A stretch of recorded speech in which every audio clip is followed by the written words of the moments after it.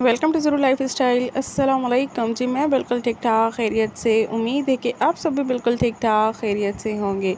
चलिए जी शुरू करते हैं अपना आज का व्लॉग। तो आज का व्लॉग मैं सुबह से स्टार्ट कर रही हूँ और यहाँ पर जी नाश्ते का एहतमाम वगैरह देख के आप समझ गए होंगे कि ये वीकेंड का व्लॉग है। तो जी हाँ, ये वीकेंड का व्लॉग है। संडे का दिन था और आज दिल कर रहा था कि कुछ डिफरेंट सा नाश्ता किया जाए। तो यहाँ पर जी मैं पराठे बना रही थी, साथ में जी मैंने बना चने का सालन। वैसे तो मैं हर वीकेंड पे ही मीठी रोटी बना लेती थी, जिसे हम सिंधी में बुसरी भी बोलते हैं। तो बच्चे तो बहुत ही ज़्यादा शौक से खा लेते थे और हम भी खा लेते थे, क्योंकि सर्दियाँ थी तो ऐसी चीज़ें अच्छी लगती हैं। बट आजकल जैसे मौसम चेंज होता जा रहा है तो इतनी कोई अच्छी नहीं लग रही थी, हेवी हेवी सा फील हो रहा था।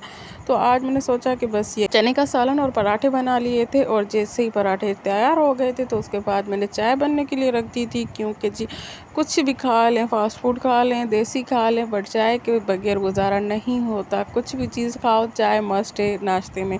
तो जी चाय जब तक बनती है तो मैंने इसमें भी थोड़े बहुत ऊपर से धनिया गार्निश कर दिया था, इससे इसका और ज़्यादा टेस्ट आएगा और अट्रैक्टिव भी लग रही थी। इसके साथ ही यहाँ पर जी मेरी चाय भी हो गई थी रेडी। तो बस मैंने झटपट से यहाँ पर जी अपना ब्रेकफास्ट कर लिया था सब। तो बस मैं यहाँ पर बैठ के मैं ब्रेकफास्ट वगैरह कर रही थी, साथ में जी मैं चाय भी लेके आ गई थी। और चाय के ऊपर से जो धुएँ निकल रहे थे बहुत ही कोई हसीन लग रहे थे। और ये मैडम मेरे साथ बैठी हुई थी, तो उसे पराठा नहीं खाना था तो बिस्किट लेके आ गई थी। उसके बाद जी यहाँ पर सफाइयाँ शुरू हो गई थी। वैसे तो मासी आके कर लेती है, बट जब मासियों के हाथों में अपना घर दे देते हैं तो वो जो हशर करती हैं वो तो बस देखने लायक होता है। तो आज मुझे बस एक किस्म का जिनी चढ़ा हुआ था कि डीप क्लीनिंग करनी है, तो इस वजह से मैंने सारे रूम को वॉश कर लिया था अच्छे तरीके से। थोड़ी बहुत हस्बैंड से भी हेल्प ले ली थी। क्लीनिंग तो खैर से हो गई, बस ये बखेरा अब सेट करना था। तो बस मैंने झटपट से ये रूम को भी सेट कर लिया था। उसके बाद जी किचन में आ गई थी सफाई करते करते।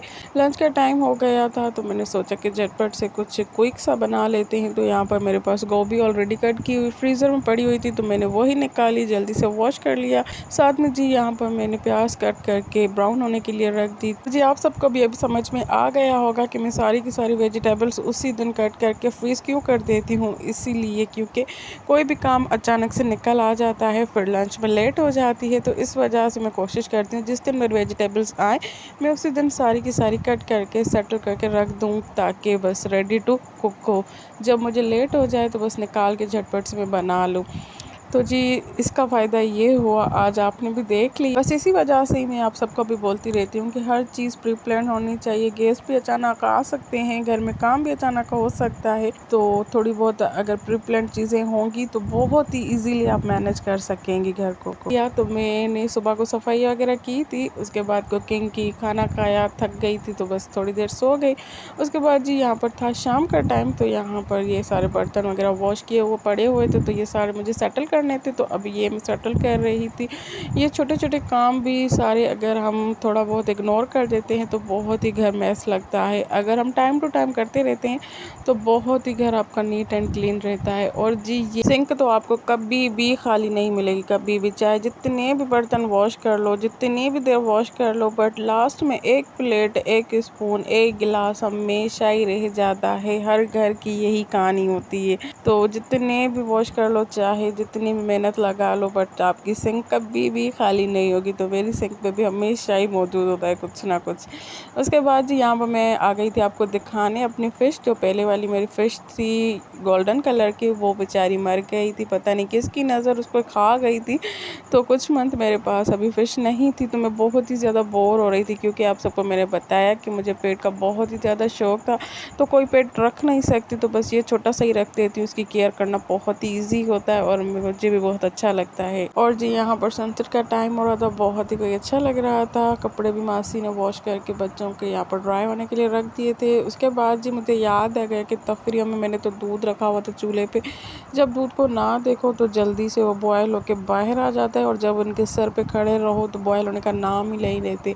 उसके बाद जी मैंने सोचा अभी तक दूध तो बॉयल हुआ नहीं, इन मैडमों की खैरियत ही मालूम कर लूँ। तो आई तो यहाँ पर ये टीवी के आगे बिल्कुल स्टेचू की तरह पड़ी हुई गई थी। कार्टून पता नहीं क्यों बच्चों को आजकल इतने ज़्यादा अट्रैक्ट करते हैं, घंटों बिठा दो तो बैठे रहते, जब तक खुद से आगे टीवी बंद ना करो तो इनका तो दिल करता ही नहीं है। यहाँ पर जी फाइनली मेरा दूध हो गया था बॉयल। इसके बाद जी मैंने असर की नमाज़ वगैरह तो पढ़ ली थी, तो अभी बैठ के मैं थोड़ी देर तस्बीह पढ़ लूँगी। जब तक मगरिब की आज़ान आ जाए तो बस यहाँ पर सुकून से बैठ के मैं थोड़ी देर तस्बीह वगैरह पढ़ती रहती हूँ। जब मगरिब की आज़ान ना आ जाए तो बस इसी टाइम बच्चे टीवी वगैरह देख लेते हैं और मैं आराम से अपनी तस्बीह वगैरह पढ़ लेती हूँ।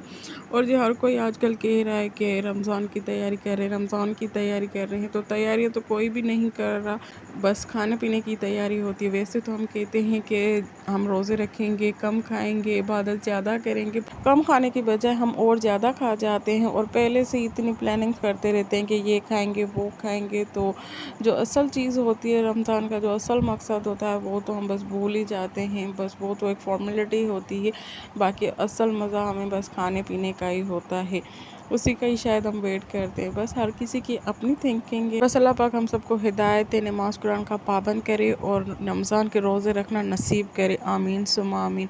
इसी के साथ मेरा व्लॉग भी ख़त्म होता है आज का। मिलते हैं जी नेक्स्ट व्लॉग में, तब तक के लिए अल्लाह हाफ़िज़। दुआ में याद रखिएगा, अपना ढेर सारा ख्याल रखिएगा। वीडियो लाइक शेयर कमेंट करना ना भूलिएगा। चैनल पे न्यू है तो चैनल को सब्सक्राइब लाजमी कर दिया करें।